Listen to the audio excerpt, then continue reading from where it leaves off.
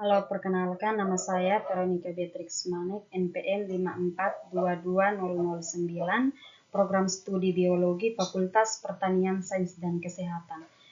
Di sini saya akan membahas materi saya tentang lintasan asam dikarboksilat atau lebih dikenal sebagai siklus C4 adalah jalur fotosintesis alternatif yang digunakan oleh tanaman C4 seperti jagung, tebu, dan sorghum. Jalur ini membantu tanaman beradaptasi di lingkungan panas dan kering dengan mengurangi fotorespirasi yang merugikan.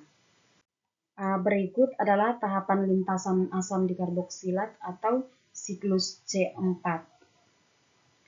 Yang pertama itu fiksasi karbon di sel mesofil. Proses dimulai ketika tanaman menyerap karbon dioksida atau CO2 dari udara.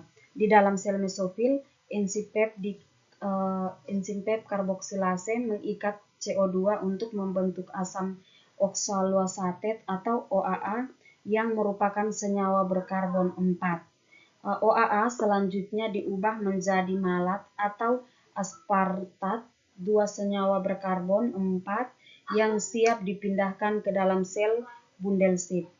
Yang kedua itu transportasi ke sel bundel seed. Malat atau aspartat kemudian diangkut ke dalam sel bundel seed.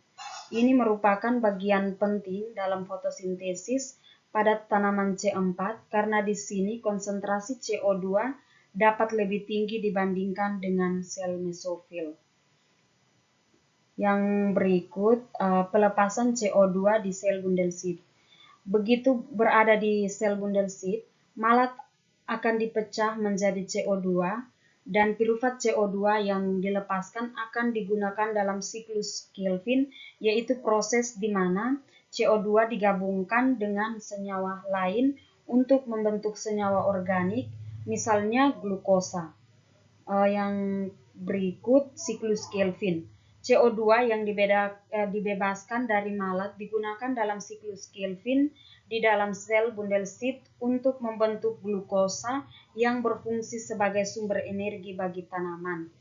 Piruvat produk sampingan dari pemecahan malat kembali ke sel mesofil dan digunakan untuk mengisi kembali senyawa PEP yang dibutuhkan untuk fiksasi CO2 pada siklus berikutnya.